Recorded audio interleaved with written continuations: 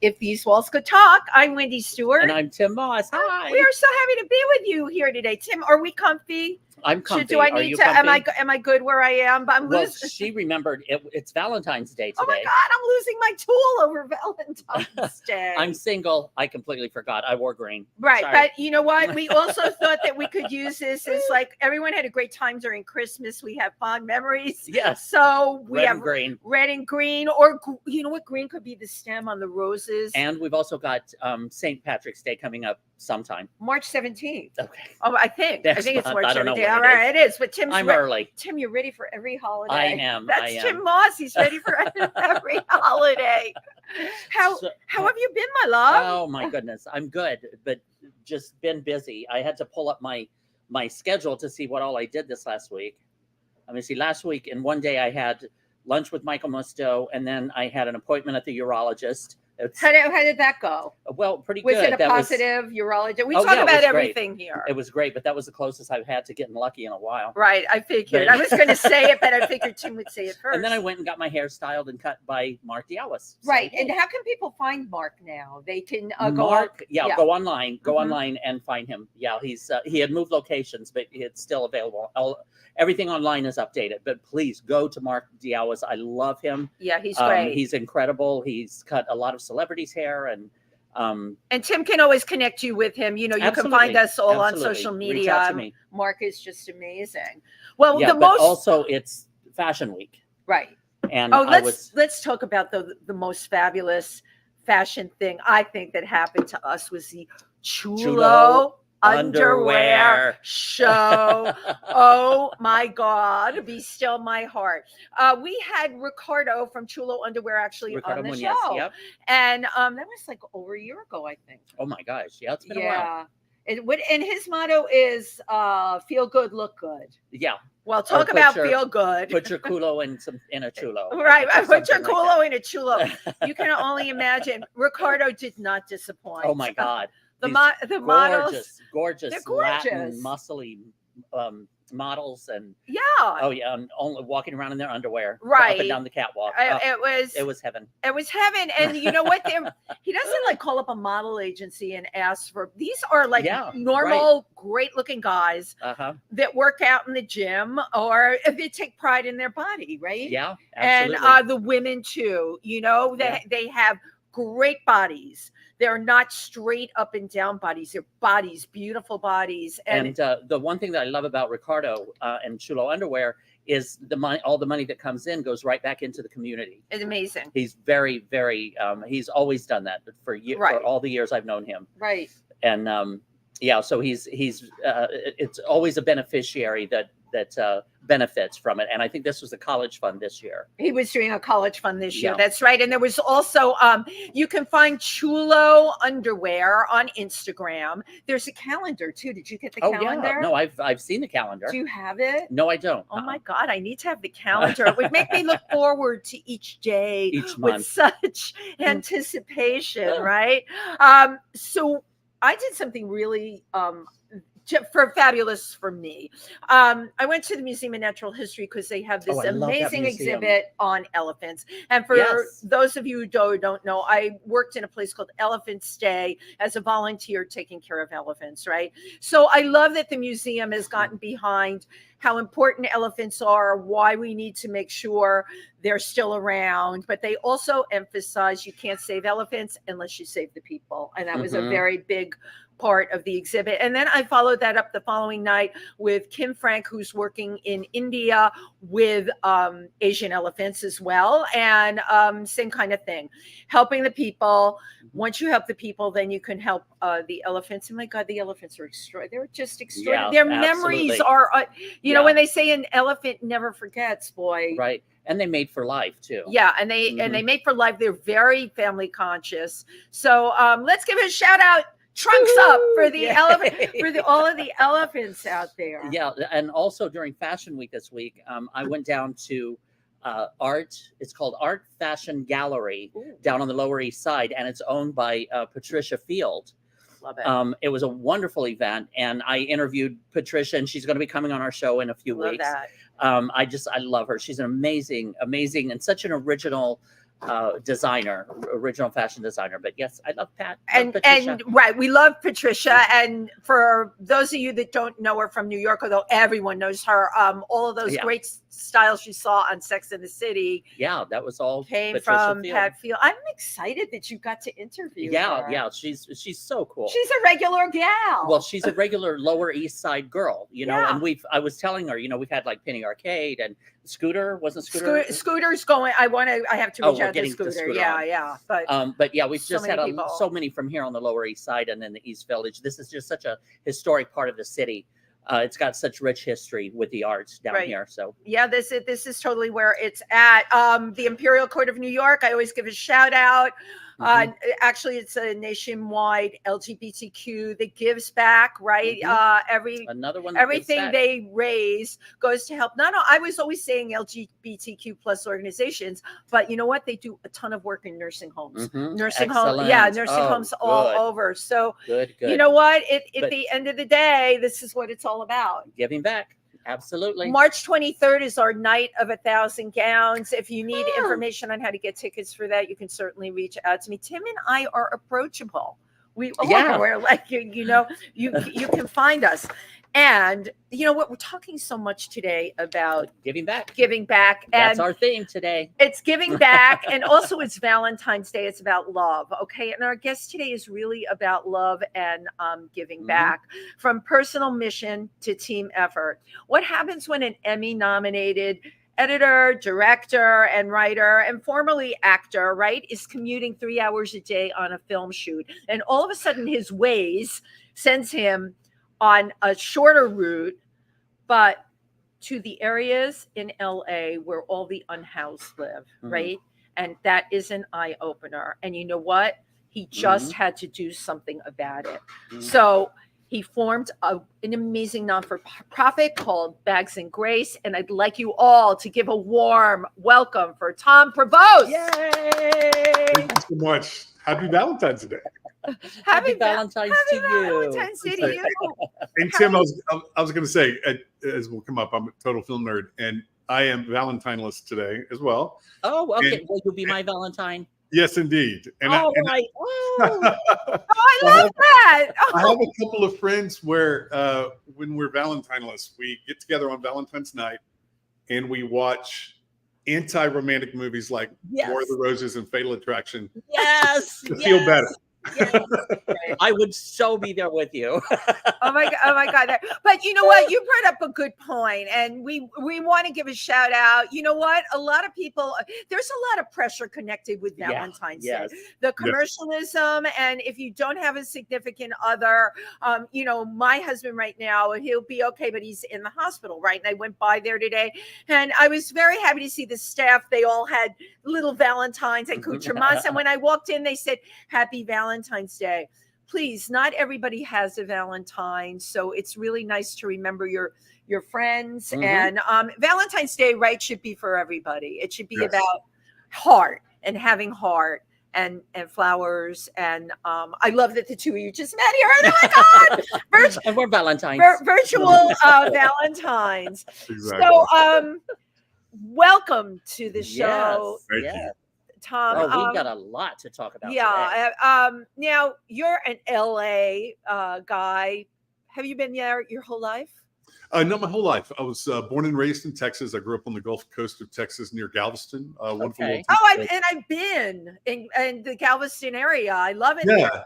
They have gambling boats. You can legally gamble there because it goes out. That's the Gulf of Mexico. Yes, 100%. And so my hometown was Port Arthur.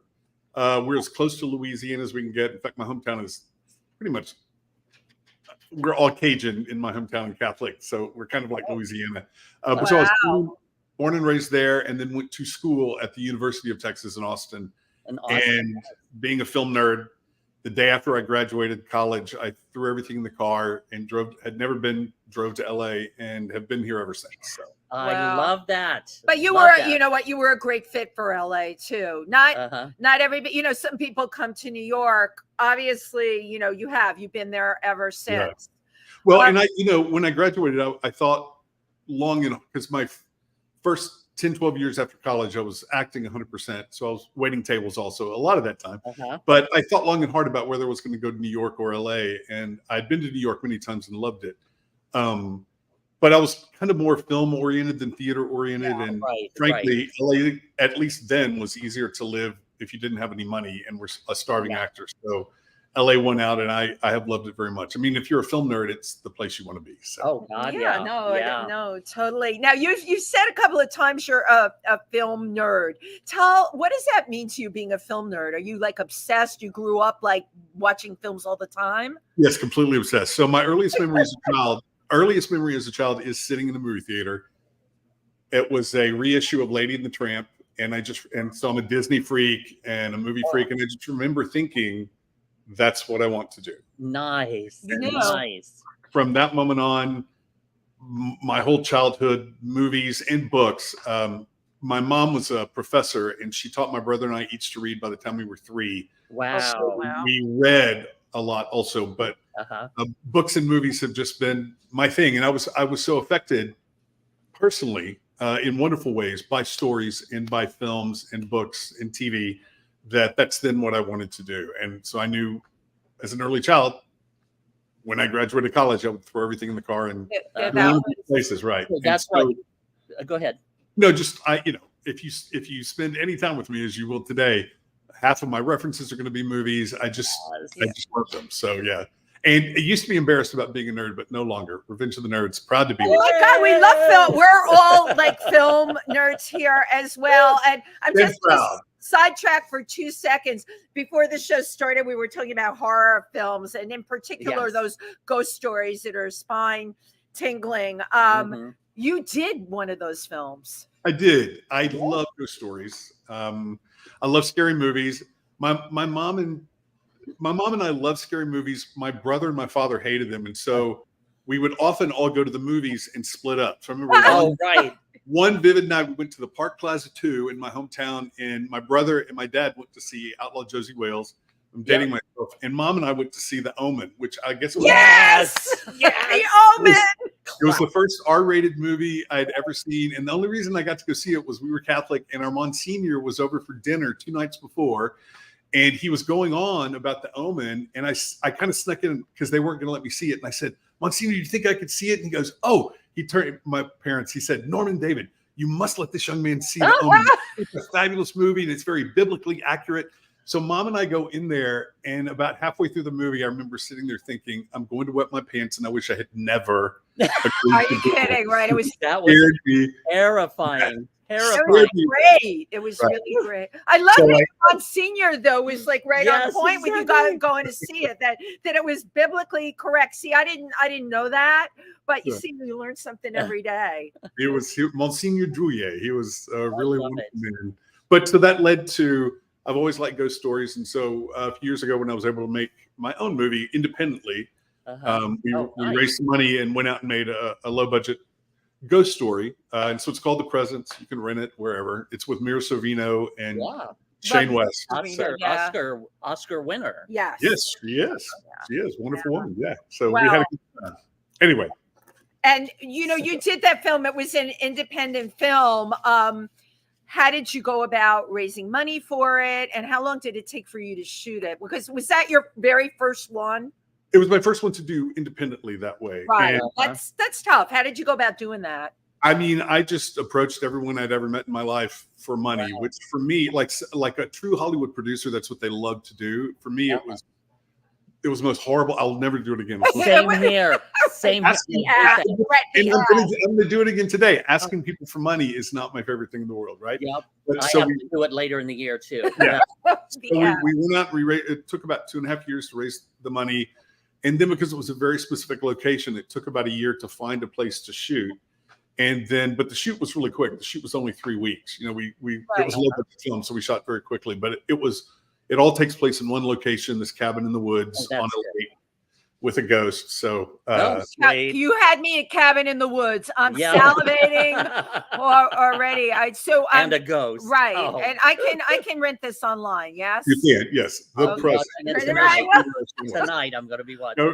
Go rent it. I'll get a penny if you rent it.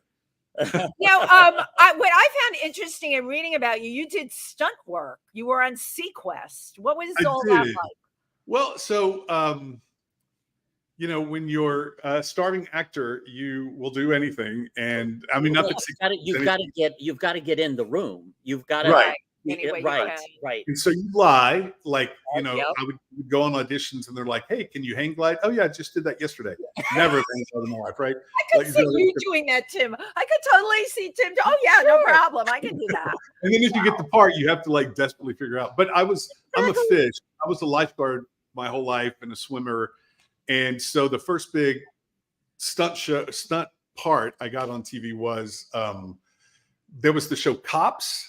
Yep. And then they had the show, which was real footage. And then they had this show. It was so popular, they created Cop Files. So it was recreations of those reenactments. Yeah. And early in my career, when I was in my 20s and I had a lot of hair and was handsome and everything, I played a lot of cops and, naval officers, stuff like that. So and it was fun because I got to do a lot of fight scenes in this cop show. This car went off the road into a lake, and so we spent 4 nights swimming in the lake in wetsuits, saving this person. That was a lot of fun. I really enjoyed it. So you know what though, you weren't exaggerating. You really could do those things. I avoided stunts because I can't do them. And we all know stories of the actor that lied. Right, that they put on horseback and ended up breaking things, and then the whole production. Yes. Though I did lie about one thing. It was a Duncan Hines commercial that I had gotten booked for, and I was 6 months pregnant. Oh. They just thought I was chubby, and somebody said to me, "Don't let them know you're pregnant because there's all kinds of liabilities." I didn't know about that. So I lied through my teeth. When the stylist came to put the clothes on me and everything, I told them I was a size 12. I said, I don't like people seeing me change. I'm just funny that way. So she put the clothes in the dressing room, and I come out on the set and they put the counter for me where I'm making the cookies, and I hear the director go, "She looks pregnant." Oh. So he comes over to me and says, "Are you okay?" And I'm like, "What do you mean?" "Yeah, I'm fine." They're like, "You're not pregnant, are you?" I'm so embarrassed. I said, "Here's the truth. I gave birth 3 months ago and I haven't lost the baby weight yet." Well, when you guys know you got to be thick on your feet. And they're like, "No problem." They raised the counter. I made the cookies. We shut the job. But your story made me think of it. You like, that was like, I felt my grave being dug deeper and deeper with every lie that I told. Well, I've got so many progressions. So you were living in on the Gulf side of Texas. Yes. And like when you were growing up, was your family, were they into movies, or how? I mean, they obviously enjoyed movies if they had family movie nights. We did. Everybody loved movies, just different types of movies, but we all did like them. And so we would, at least once a week, we would go see whatever was out there. Once a week is a lot. Great. Did you go that often? That's a lot. Yeah, and what's, I mean, a vivid memory of mine as a child is when, because back then you couldn't see what you wanted whenever you wanted, the way you could. Exactly. And I'd never seen Gone with the Wind and had heard so much about it. And CBS did a 2-night showing, and I had gotten in trouble for something and was punished. I couldn't watch TV for a month. For you, and my mom said, "Okay, we're going to let you watch TV, even though you're punished, these 2 nights because we feel it's important for you to watch Gone with the Wind." And so I was so excited, and I love that movie so much. So it was great. Quick question: do you remember what you did to get punished? The TV taken away for a month? That's kind of a kid. Right. I mean, what would have been something you might have done? It's kind of a long story, but we got time here, Tom. We're on Eastern Standard Time.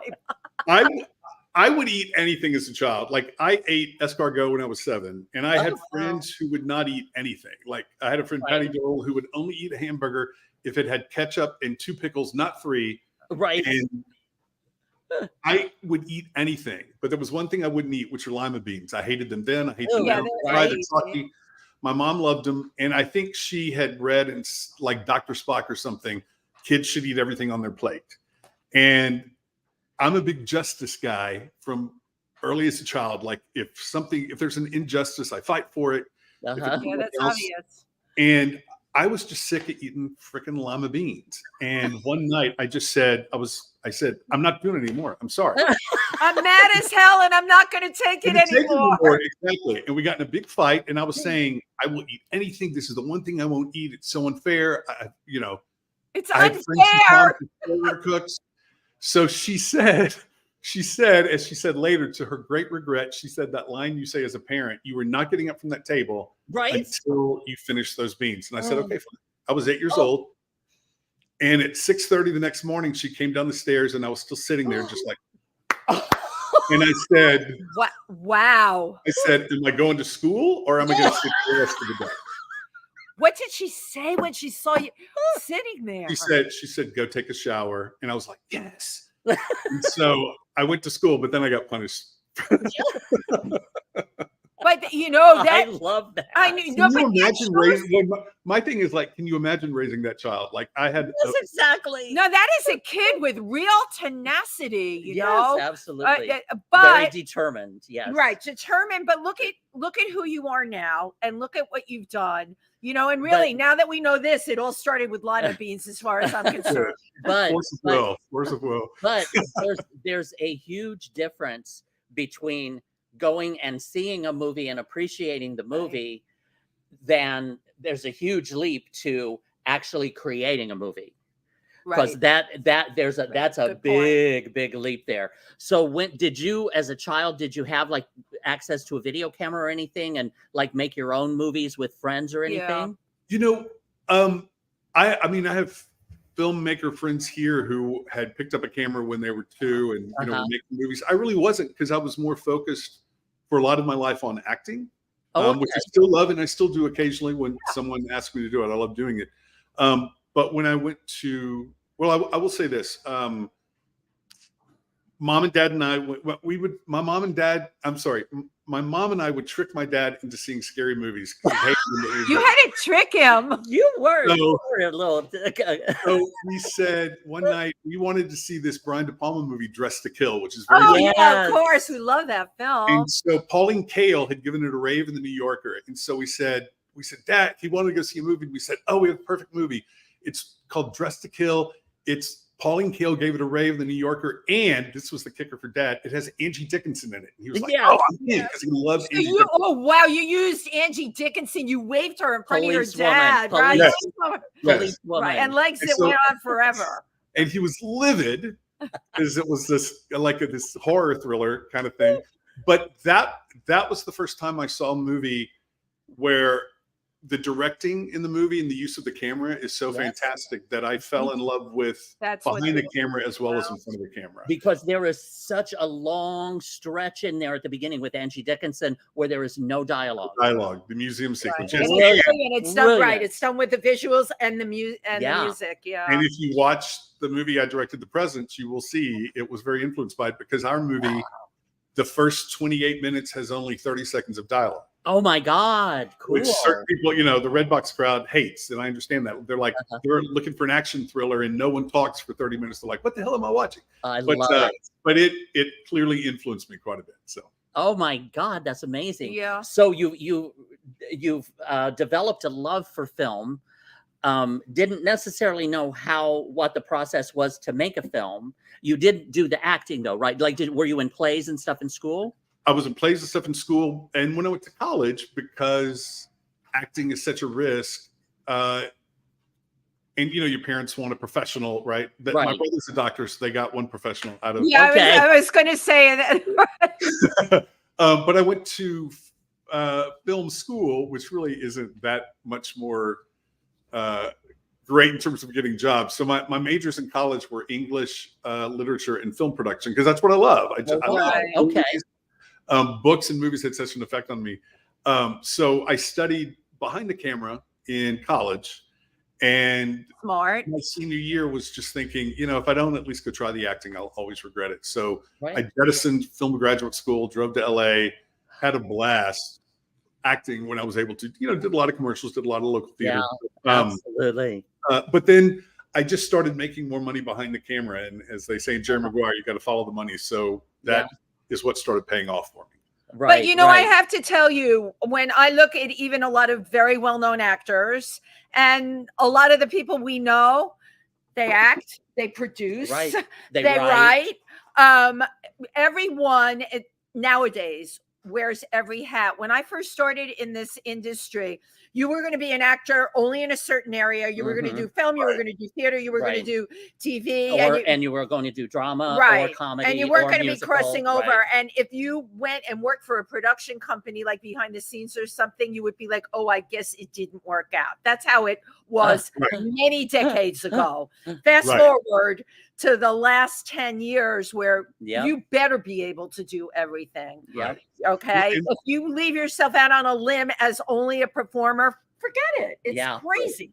Well, one of my heroes is Sidney Pollack, who I think was an amazing talent. And so I think about him a lot because he started as an actor. It didn't quite work out. He became, one of the most famous directors of all time. But then in the last 10 years of his life, he started acting again, was even nominated for an Oscar, for Husbands and Wives, and was in Michael Clayton. So I'm like, okay, maybe in my 60s and 70s when they come, I'll see how close I am to them, I'll be able to act a little bit. Well, I think you should write something about you and I being brothers and produce it, and we'll both act in it together. You got it. Well, wait, you're going to be Valentine's today. Oh, yes, this is very after the Valentine's.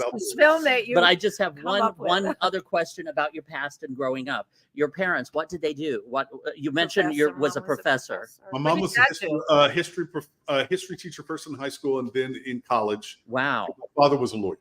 Yeah. Okay.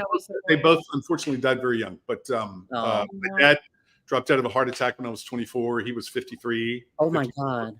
And my mom was incredibly healthy. I mean, it's another long story, but she was 50 when my dad died and remarried to a wonderful man, and he had retired, and they traveled all over the world. Oh, good for them. She should have lived to be 100.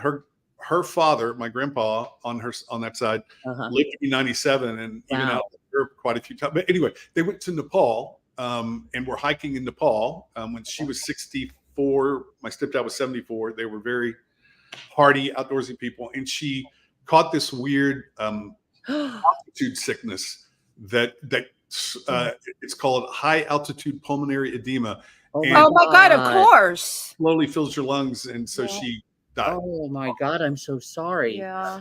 But also, I mean, she died doing what she loved to do. Because I imagine as a history professor and then being able to go see these places that she had taught about. 100%. And they traveled extensively. The second time they went to Antarctica, we were like, okay, you guys been to Antarctica twice. You've been everywhere. And her favorite place, they went everywhere. But so I've been meaning to go soon. She loved Vietnam. That was her most favorite. It's beautiful. Amazing. I've been. Antarctica's on my list. It's very expensive to get there. Yes. I'm a member of the Explorers Club, so obviously those kinds of things appeal to me. Bless your mother that she got to. She lived her dream. She had a great absolutely got to live her dream. But she raised a son that you are determined. We talked about that. But how did you become so aware of the less fortunate, where you were so motivated to do something about it? Well, I will say my parents were great models of giving. Our house was always open to anyone that needed a place to live. Nice. Dad made a lot of money, and then when he dropped dead in his mid-50s, there was no money because he gave all the money away. Wow. And so I will say, I think, whatever natural predilection I have to try to help people came from them. And again, they were great models of that in our hometown, doing a lot of things for a lot of different people. My mom was, I was not born, but she apparently was really big in the civil rights movement in my hometown. And totally cool. So I think that's partly what. So in my house, I operate the same way. I mean, front door, everybody knows they can come in if you need a place to sleep. So I think when the idea of this charity came up, it was just a natural thing that came out of my brain, I guess. I don't know. For me, Mr. Force of will, determination, you see a problem, you have to solve it. What? So tell us about that day. Yeah, that's what I was going to ask. We read each other's minds, so it doesn't matter who asks what. Go ahead. The day that the GPS took you a different direction. It was kind of a natural progression. Yeah, again, so being me, it was the first time, because a lot of people have long commutes in LA, and I never had a very long commute. And all of a sudden, it was a 3-hour round trip commute. So me being me, it was like, I'm going to find a way to shorten this. That's how I'm going to. Where were you coming from and going to? I was going from Silver Lake on the east side down to Silver Lake, which is on the west side. Where? Down by LAX, Los Angeles International Airport. And if you take the freeways, it was an hour and a half minimum each way. So I started taking side streets, and the homeless unhoused situation is very different in LA right now, but back then it was very much relegated to certain parts of town, particularly South Central. And I started driving through these areas and just seeing people in need. And so I thought, okay, what can I do? And you would often, pull off the freeway or pull up to a stop sign, and there would be someone there just with a sign. So it's like, what can I do? And I had learned in my 20s, actually working for an unhoused deacon's office in LA, that sometimes giving money is not the best thing, because you're not quite sure what someone's going to use it for. And I was taught by those people who ran that organization, just give food. And if someone says, I'm hungry, and you say, here's some food, that's a great way to solve the problem. And sometimes people will be like, oh, no, that's not what I want. And then they're something else. And Tim has personally done that. He does that. So I just started making bags of food that I would keep in the car to give somebody if they were in need. That meant, because I didn't know each day if I would give out 1 bag or 5 or none. So that meant not food I made that morning. So, I was just finding stuff, tuna fish and bottles of water and coconut water. I thought initially protein, which is very important. So I had beef jerky in the bag. And so I just started handing them out. And the response I started to get from people when I gave them the bags was very strong. And so I just kept adding to the bag and started learning what people need. So for instance, there was a man, John, and his wife, Rosa, and their daughter who lived under an overpass. And I would bring them bags quite often. And so I got to know them. And one day I was just talking with John, and I said, hey, so what else do you guys need, or what would be better in the bag? And he got a little sheepish, and he said, I don't have many teeth, so I need soft food. So I was like, oh, beef jerky, bad idea. Jerky out the window. Not a good one. Find something else, So I started adding things that were softer versions of proteins. And after a while, the bag got so big. I'd been doing it for about 2.5 years. I realized, okay, if it felt like this wanted to grow, and the bags were at that point $30, $35 a bag, and I was giving out quite a few. Wow. And so I need help financially. So I thought, well, maybe I should just actually turn this into an actual, 501c3 charity. Right. So I did a lot of research and talked to a lot of people and got a board of directors, and then we launched the actual charity. So for those listening, again, it's bagsandgrace.com, and it's a tax deductible donation. If you, God bless you, send us some money. And one of the things we've done from the beginning, just to diverge for a second, is that a lot of charities have overhead. So like if you give whatever charity, every dollar you give them, maybe 60, 70 cents of that goes to the thing, and the rest goes to administrative stuff. So far, and the bigger we get, this might change, but so far, 100% of the money that anyone gives and gets the tax donation from goes to the bags. Nice. Bag. Oh my God. Now hold it up for a bit, Tom. Yeah. I want everyone to. So, we can go through the bag and all this kind of stuff. But let's go through the bag. Yeah. So Bags and Grace, bagsandgrace.com. Now that's spelled out, right? Bags. Yes. And that was a good friend of mine actually came up with the idea of the name. And, it makes sense. Bag, BAG. So we have good branding. And someone at once said, well, why didn't you call it Bags of Grace? And I was like, well, to me, that kind of is like, oh, I'm giving you grace, which I don't like that idea. The idea here is that the grace goes both ways. In fact, I actually think I'm kind of changed and blessed more than the people I give the bags to. So that's kind of why I liked the name, along with the branding, right? It's And smart. right, because BAG is the initials of Bags and Grace. Exactly. Right. And it's I love that. Wow. So That's a cotton bag. Is that tell us about the bag. It's like recyclable. What is it made yeah, of? all right. So and actually I had started doing this before we turned it into the charity, but as the bags got bigger, I realized I need something bigger and durable. And so I ordered 6 different bags from Amazon, and this is the one I landed on. It's from a wonderful company called Organic Cotton Mart. Oh, nice. And God bless them. At one point I ordered 1,000 bags, and they contacted me and they were like, "What the hell are you doing? Like, what do you need all these bags for?" and so I told them, and they said, "Oh, we're going to give them to you at cost." So they actually give us the bags at cost. God bless them. Wonderful. Wow. And that's one of the, if anybody's listening, watching, one of the things we need right now are corporate sponsorships. I buy all this product. So we're here in our warehouse. You're actually in the, you're actually in the warehouse The right warehouse now. right there. In the warehouse, yeah. Wow. Which is another story I can tell you. But we are starting to get, but we really need a lot more corporate sponsorship. So I would love Fiji or Arrowhead to give us. Actually, Arrowhead did give us some water. I get excited, so I can't talk. I love it. Starkist would love tuna from them. You know, I'd love Cliff Bars to give us something, because this all goes to people on the street. And the one difference between our charity and others, there are a lot of wonderful charities for the unhoused in LA that have been operating for years. But most of those, if you are living on the street, to get their help, you have to find them. I would imagine. There you go. And so our difference is we come to you. So Oh my God. Yeah, Everything. it's delivery. It's like Instacart for the unhoused. Right. Exactly. Yeah. That is a brilliant idea. Now, can you show us again what's in the bag? Yeah. What Okay. Yeah. All right. Yeah. So let's see. I'm gonna go back. So we have 2 kinds of water. Nice. And I kind of get what I can find, but lately Fiji, and there's this wonderful core that has a really strong bottle. Yeah. They might be a good corporate sponsor, Core. Yeah, and we use Pure Life, which you see also over there from Arrowhead. They gave us a lot of that, which is wonderful. And I pride myself, I don't put anything in the bag that I won't eat.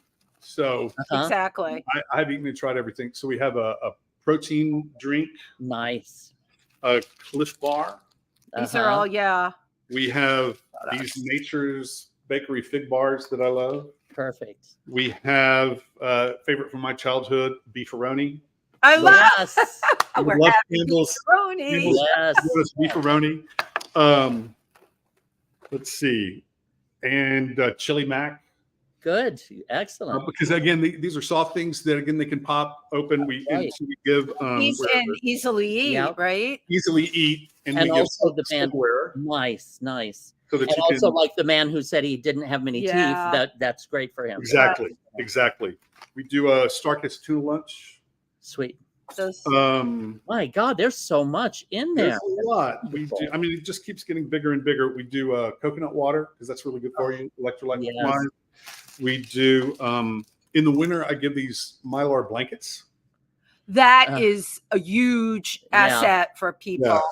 Yeah. Let's see, trail mix. Oh my God, this is great. Peanuts or almonds. Yeah, good protein. I like this one. Almond butter, also soft, good for you. Yes. Justin's, would love Justin's to help us out. Send us a few of those. A favorite from my childhood, but also soft protein Vienna sausages. Yes. Let's see what else we do. You're jam-packed in that bag. Yes, you are. Hand sanitizer. Sweet. I found these cool things on Amazon. It's a toothbrush, toothpaste, and a comb. Yes. Personal items are very much needed. Yeah. Absolutely. Kleenex. Perfect. You do 500 a week? Usually try it for 500 a month. Now we want to expand. We want to expand into that too. And let's come back to that because there's a couple things. Okay. Yeah, keep going with the bag. Yeah, hand cream. I found out there's a wonderful charity I work with, which I can talk about later, also called Street Medicine LA, and they were encouraging me to put in socks. Yes, I was Oh just my going to God, say. right, exactly. Socks. Yeah. And I also have, I buy a lot of sweat tops and sweatpants. So Nice. that, I mean, I was out there on the street a couple of weeks ago, and I met a woman who literally had nothing on below her belly button. She was naked. And so I was able to give her sweatpants and socks, which was a big deal for her. Absolutely. We do hand warmers and toe warmers in the wintertime. Which, yeah, I was going to do hand warmers. It's really cold here. And then and then we also create this bag, another bag within the bag. And this has these amazing body wipes. This company also gives us the body wipes at cost. Nice. Good. It's kind of like, they call it a shower in one wipe, and they're wonderful. It's a great company run by these two guys that live in San Diego, and they were athletes, and they came up with this, and they're wonderful. I love those guys. But in here we have a lot of condiments. So mayonnaise and mustard and salt and pepper and hot sauce. You just thought about anything someone might need to use, but they're also on the street. Exactly. Emergency. In a way that they can use it. What else? So chapstick. Oh, and the street medicine people were encouraging me. This was a couple of years ago. And I can talk about how I met them. But we also give batteries, because it's surprising sometimes the electronic stuff someone who's living on the street might have. So this helps them also. So that's, Tom, I did want to also ask you about the street medicine people, because when I was reading your website, you referenced that. Tell us what the street medicine people do. Well, I met this it's amazing and very humbling for me that when I go out twice a week and am meeting people in just the most wretched circumstances you can imagine, and how many of them still are upbeat and are trying to be hopeful. And I met a young man one time, I think it's about 25 or 6, Mike, and he just had the most beautiful smile, and he was so happy. And I found out that he told me he was living in a tent community along the LA River, and they had a grill. So once I found that out, I was able to bring them hamburger meat and things like that. And I showed up one day, and he held up his hand. He was like, "Look," and his hand was 5 times swollen. He'd been bitten by a spider. He said, "I need to take you to the hospital right now." He wouldn't go to the hospital. And so I said, "Well, call me if you need something." And he called me. He texted me in the middle of the night. That night, it was like 2 a.m. He goes, "I think I'm going to die. This hurts so bad." And I said, "Okay, I'm coming to get you and take you to the hospital." He's like, "I will not go to the hospital." So then I was like, I don't know what to do. And so I went on this, Mr. Force of Will, I went on this journey to see if I could illegally get antibiotics, so I could give him antibiotics, right? And I couldn't find a way to do it. But while I was doing that, I ran into this organization, Street Medicine. And what they are is they're out of County USC, our biggest community hospital from University of Southern California. And they have 2 big trucks, and each truck is like a doctor's office. And so they're doctors, and so they just go park in a big tent community and clean wounds and give shots and so I give them about 100 bags a month at least. I would like to do more so that they can help me distribute them, and then they often give me advice as to what might be better in the bag. So they're a wonderful organization. Thank you, first of all, because until I read about them, and I'm very aware. I'm on the streets all the time, as Tim is, but I never thought about the medicine thing. I just always assumed they would walk into a hospital, a person that was sick. It never occurred to me a person would be afraid. Of course they would be. You know, they're living on the streets. Right. The fact that they're addressing this and they have these mobile units. Yeah. You know, I've worked in the developing world where they have these things. You're sharing that in the United States of America and in California, in LA, that's so moneyed in so many ways, that you have this kind of give back happening where they have mobile units actually going around to the tented cities to help people. It's a very valuable piece of information that you just shared with us today. Well, and so many people, I think, are seeing the problem and are affected by it. So, for instance, another organization I work with is Laundry Truck LA. And that was started by a costume designer. She is a big costume designer in film and TV. And because she often works on location downtown, she also saw the problem. So she's created these 2 big U-Haul vans, and each van has 5 industrial stackable washer dryers in them. Oh, nice. So they'll go park. They've got permits from the city. They go park and tap into city water. And then if you're homeless, you can just bring them your clothes and they will clean your clothes. And that's a huge thing, at least for a couple of days to have. A huge thing. Right. So they will, when they give the unhoused person their clothes back, they'll also give them a bag. So they help me distribute them also. They're a great group. I am so incredibly impressed with you and what you're doing. And again, it's, as you are seeing on the front lines, it is so sad that in 2024, that there is such a huge problem.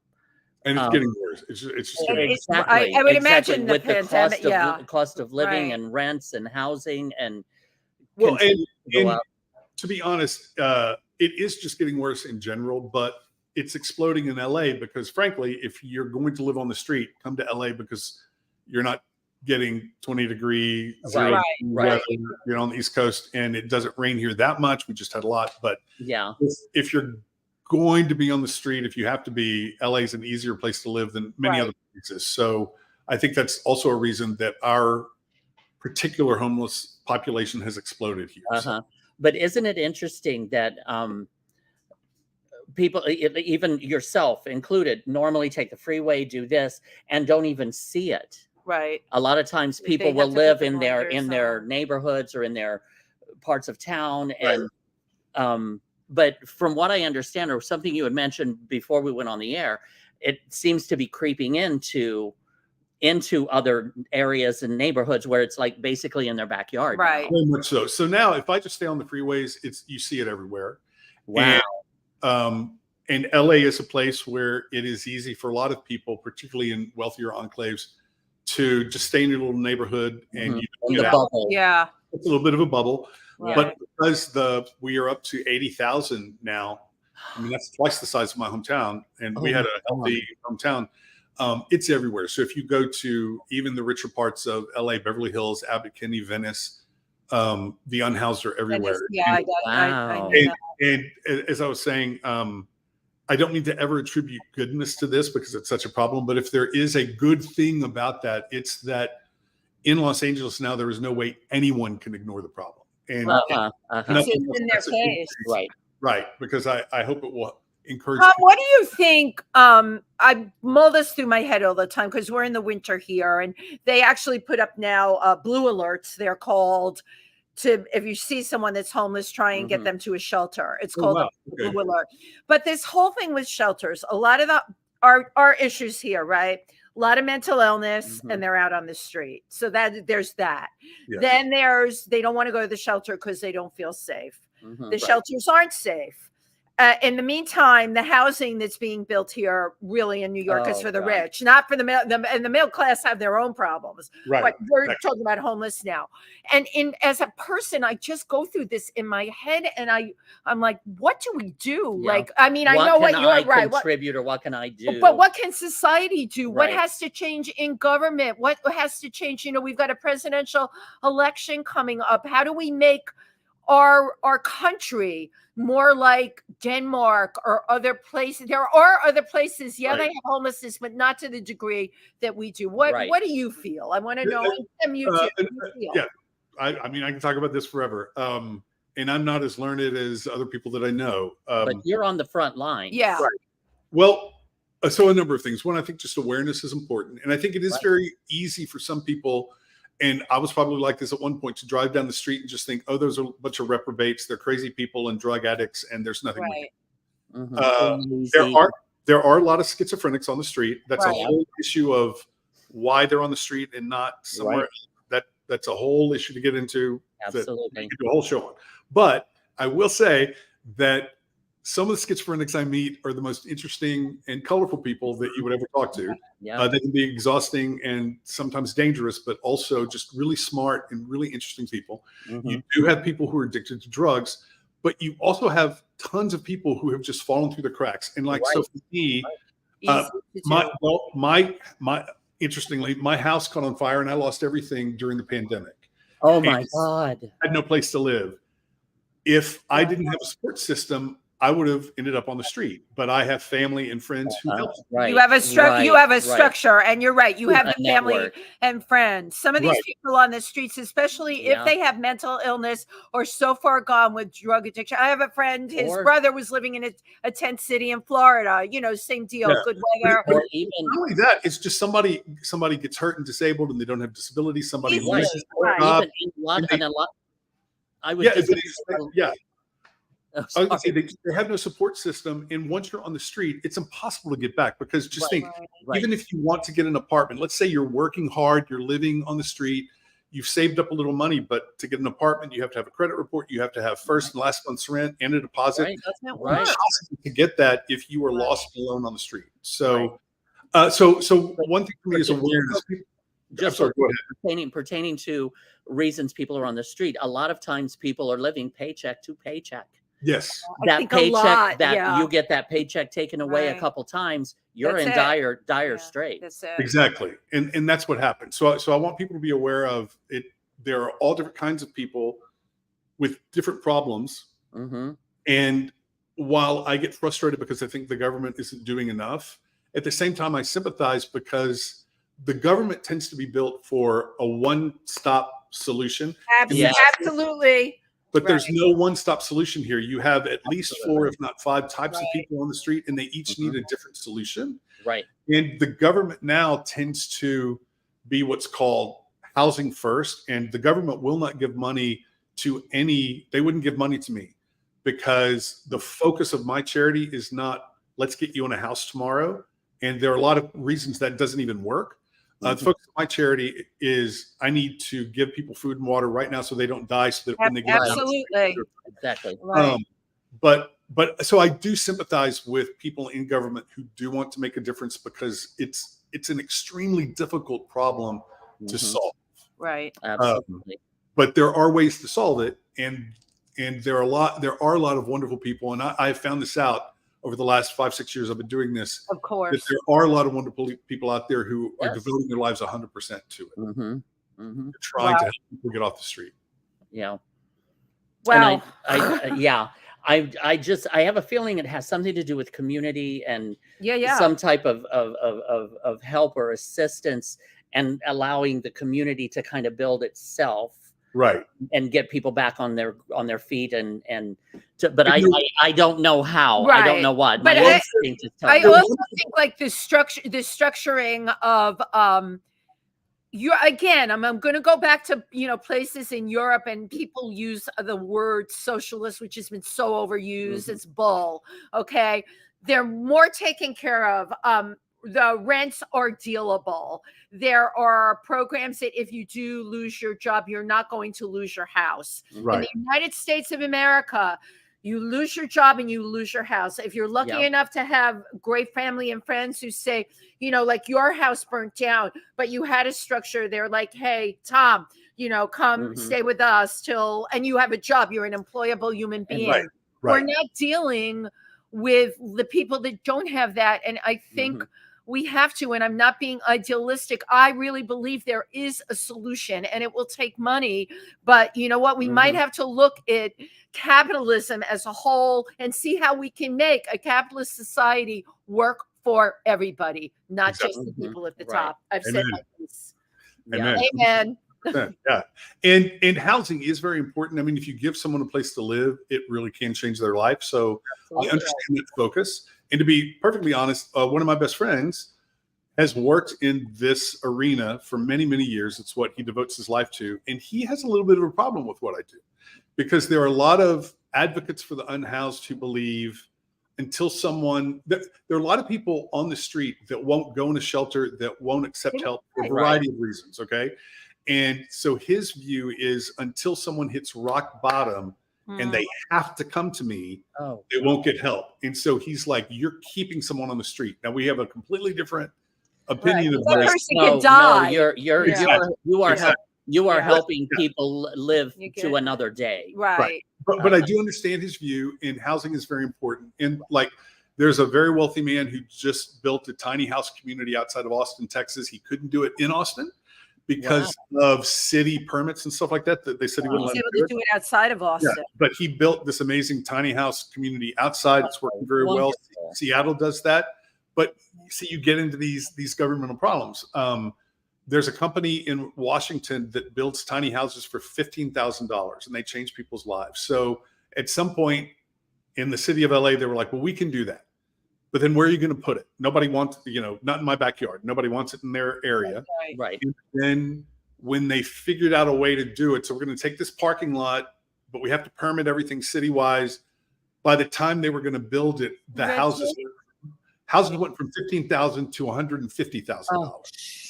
Right? It's the red tape. It's too much red tape to get from point A to point B. And we're talking about lives here. Right. You're at least driving up with a bag full of stuff that they need.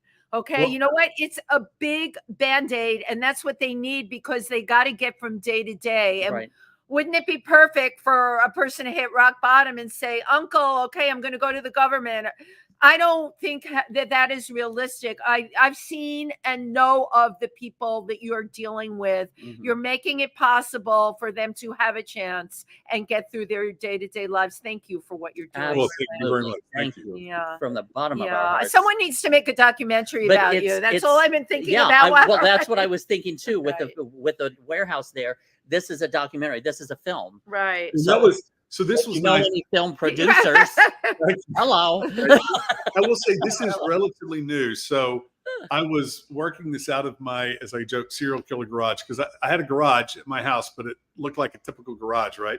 And I realized that the charity was going to expand and I was going to get more product.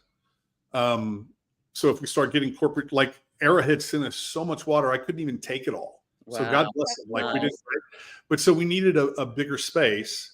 And if I was going to get we're trying to get city officials and Mayor Karen Bass to come see us, I wasn't going to have Mayor Bass come to my serial killer garage. Yeah. But now we look like we are a real charity, but now we look like one too. Right.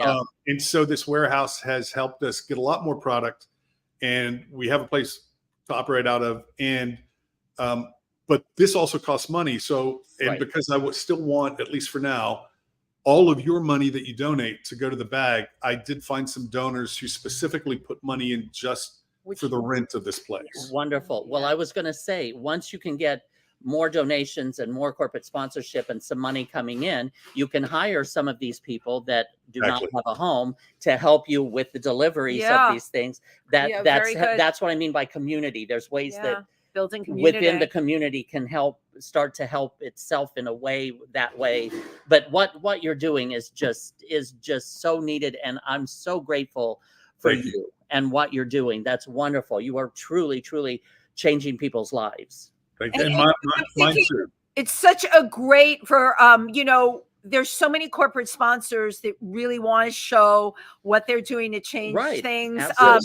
Word just needs, again, I'm back to the documentary. I always go into channeling. How can we make this bigger? How can we let more people know? Press coverage. Right. Like, Tim and I are very aware of all of this, and yet I'm meeting you for the first time today. And that shouldn't be that just because you're in LA and we're in New York, I didn't know about what you did, right? Because what you're doing is huge. Mm-hmm. And maybe somebody here in New York is watching and will say, oh my God, that's a really great idea. We can probably do that too. This kind of thing is infectious. That's why we do this show. Mm-hmm. All right. We want to get it out there. So really, if you're watching, they're looking for corporate sponsors. Absolutely. This is a really great way to do good for everybody. Again, I love to say it over and over, bagsandgrace.com. That's Bags and Grace. And we have the banner, bagsandgrace.com. We ran the there it is. There we go. Thank you. Bagsandgrace.com. And it's 100% tax deductible. Okay. Now I want you to drop some names. Who do you have behind you in this organization? Who's with you? Do you have? I mean, we're still kind of small. I have a number of very dedicated volunteers. Good. Who come in and help me fill bags. I'm still the main person who distributes them, other than the charities I work with. But I will say I've started getting people to go with me, because what I've found is when people come in and fill a bag, it changes them a little bit. When they get in the truck with me and they go out and give out bags, it changes completely. And a friend of mine, when I decided, okay, I'm going to make this into a legitimate charity, 501c3, a friend of mine said, now be careful, because everyone I know who has done this, it takes over your life. And that's definitely happening with me, right? That's just what I was going to say also, is don't forget you're a filmmaker. Right. Don't forget that, because you need to, that's who you are. And this is wonderful what you're doing, but also you've got to be true to yourself as well. Right. Yeah. And so I still do that. So this is still a side, and it's not even a job. It's just a thing I do on the side. And when the house burned down, and that's a whole other story. Well, yeah, I have to say something, that Allstate is not good hands, and they won't pay me for the house. The bad hands of Allstate, right? The most miserable, worthless hands of Allstate. Wow. And they actually and so I'm in a big legal battle with them right now, and they actually caused homeless people not to get food, because there was a long stretch where I was having to be so focused on rebuilding the house and finding money to do it, because they wouldn't pay for it, and spending tons of money on the legal battle with them that is still ongoing. I wasn't able to do this as much. Oh my God. So at some point, I'm going to have fun with them. Be like, you took food out of people's mouths. Absolutely, absolutely. But so I, because I have many other jobs, filmmaking, editing, all that kind of stuff. I'm a college professor also. I only get out twice a week, and so if we can get bigger and get more corporate sponsorships and donations, absolutely, we can also hire some people to help me distribute, and we can just get more bags out there. Right, which is great. We have a number of comments of people that have tuned in today about what you're doing, and we love our listeners. Well, thank you. They tune in and say hello. So, Lori Towers, who's a wonderful PR woman here in New York, a good friend of ours, who introduced me to Roger, his PR person. To Roger, right. Happy Day of Love, everyone. Happy Day of Love for both of you, from Rose Trentman, our dear friend. We got hearts or smiley hearts from JC Augustine, who's a playwright. Lori Towers, this is important. This is just beyond beautiful and what it's all about. Godspeed. Yeah. See, I love that. My amazing friend Lynn Scannell, hello in Gloucester. Happy Valentine's Day. And looking gorgeous in your puppy red Valentine. And our amazing friend Gladiola Gladrags, thank you for this. Lori Towers also wants to know how she can help. I'd be happy to do public relations or anything. Pro bono, So you know what? It's about getting the word out. And again, we're on every major streaming platform. So I hope if there is a big corporation or a small one, someone that can help you. Well, what I see is you're in the film industry. There's got to be people there that should be interested in donating money, donating some time, I would reach out in the network there. Yes. And some of them with a name might be able to, it will make them look good. It will get good publicity. It will help to shine a light or get more people responsive and looking in your direction. Over the next couple of months, we're having a series of open houses here. So this Saturday, that's brilliant, right? Good. In LA this Saturday, you can go to the website bagsandgrace.com, read about it, get our address. You can come down and fill a few bags and have a cup of coffee and see what we're doing. And then we're having another open house Thursday, March 14th, where we are trying to get some LA Rams players and city officials and that's what I'm talking about. Do you have like a flyer I can rip off of your site or your Facebook page that I have a lot of friends in LA. Tim does too. Yeah, that we can I'll put it up on my social media. I know we all know a lot of people, it's a blog post. I'll send it to you and you can just great. Thank you. I can screenshot it or something, and then I just easily can run it on my social media. Okay, just First of all, thank you for what you're doing. Absolutely. Now I'm going to ask you for a little patience with me. I tend to go down a rabbit hole when we're having a guest on. Here we go. I go into their I pull up some trivia, and the thing that interested me about you, there is a film out right now called Zone of Interest, and I bring this film up because it is about someone that had an amazing house with a garden and a family on the other side of the wall of Auschwitz, where he worked, determining who was, what was going to happen. So it is a crazy subject. You loved the film. How did that film make you feel? It's a masterpiece. I'm a big fan of the director, Jonathan Glazer. Would love to meet him sometime. Jonathan Glazer is, he's a great artist.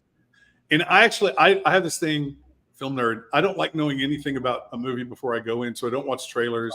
All I knew about this movie was that it had something to do with the Holocaust, and I actually thought it was about a Jewish family. So I went in with no idea what it was going to be about.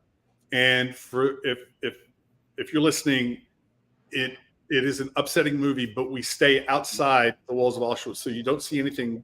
There's nothing graphic in the movie. But it took me about 10, 12 minutes watching the movie to figure out who I was watching and what the hell was going on. And it is about the life of this family that the dad works on the other side of the wall, and they live in this gorgeous place right outside the wall. With beautiful gardens, and it's gotten a lot of press. And the fact that you're a film person, and I know it made an impression on you. I'm dying to see it. I really wanted to bring it up. I think it's an important film because everything we've seen from filmmaking is about what happened in those camps. Yes. No one's done anything about the perfect little world that existed on the other side. How could such a thing exist, right? With the horrors happening on the other side. So Jonathan Glazer's an amazing person. Filmmaker. Yeah. And I can't wait to see the film. It had a huge effect on me. Right. Right. Now, you are also an Emmy Award winner, correct, for editing? Just nominated. Yes, that's congratulations. Yeah. I don't have the award, but yes, I can say that I was nominated. Yes. Excellent. Congratulations. And I have to tell you, editing, I hate. Right. The only thing I like I dislike more than editing is calling people and asking for money. Those are your two right? Tim. It's the absolute worst. I mean, people who have made amazing careers, and I have friends, not even in the film industry, they're just masters at asking for money. Right? It literally makes me physically sick because that's a whole talk about a rabbit hole. I totally get it too. It's a therapy session we can go down. I refuse to get help. If I started having a heart attack it's true. If I started having a heart attack right now, I would not say anything. I would not ask for help. I would rather just die than say, "Hey, you guys call me." Rather than to have to ask someone for money. But so congratulations to you on editing, especially. But the editing makes the production. It really, makes the production. I do love it. It's I find it a lot of fun. I mean, it's like a puzzle. You get all this stuff. It's a puzzle. How it goes together. So. Yes. Now, two others. Rob Gould, who is a friend of mine in Fort Lauderdale, who wrote the play Little House on the Ferry. He said, "Good on you for helping." Thank you. And Suze Genero from Massachusetts, she's a designer, just said, "Hugs and kisses, great show. Thank you." Thank you, Suze. She's a wonderful person also. This has just been so fabulous. Thank you for everything that you're doing. So bagsandgrace.com. It's a pleasure to meet you both too. I look forward to spending more time with you. Absolutely. We're here. I can't wait till you come out to New York. Yeah, and you know where to find us. And believe me, people do. And we're out all the time. So can I say one more thing? All right. Always. This is your moment. Well, so once again, these are our bagsandgrace.com. But those are blue. We have now it's unfilled. So this is the main bag we give out, but we have bags that are colored that have feminine hygiene products in them. So when we go out, I was wondering about that. When we see a woman, we give her these, and they have perfect maxi pads and tampons and stuff like that. And I need, actually, I could use, I mean, I'm a guy, I need help knowing what somebody would need. So if people have ideas of what we could put in these bags, that would be great. I think you've pretty much covered it, except the only thing I could think of might be underwear. Yeah. Yes. Yes. Well, and you know, we there was if I could say, I was out meeting with some people, and I mean, I can talk about this forever, but I was out meeting some people, and this man had broken his reading glasses, and he couldn't. So, and I know we all hate on Amazon, but I was able in one day to get him the exact prescription for $14 that he needed from Amazon. Amazing. And while I was talking to him, there was a woman, she was like, I need panties. And I was like, okay, what size? And I got from Amazon the panties that he needed. So yes, that's a great idea. I should start doing that. Yeah. Thank you. Oh my God. I'm going to do that. Tom, thank you both for everything that you're doing with bagsandgrace.com, as well as thank you for all your contributions to entertainment, to all that you're doing and all that you're going to do, because you're just continue letting your creative spirit flow and just keep coming up with the ideas and keep doing what you love, which is making movies. Right. And you keep paying it forward, which is really what it's about. Thank you so much. Thank you so too. Appreciate it. Thank you, everybody who tuned in today. See you next week. Thank you, Tom Provost. Bye.